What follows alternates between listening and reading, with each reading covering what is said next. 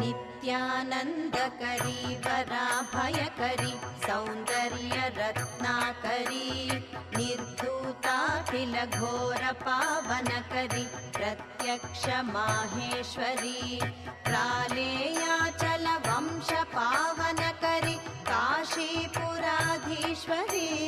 भिक्षां देहि कृपावलम्बनकरी मातान्नपूर्णेश्वरी नानारत्नविचित्रभूषणकरी हेमाम्बराडम्बरी मुक्ताहारविलम्बमानविलसद्वक्षोजकुम्भान्तरी काश्मीरागरुवासिता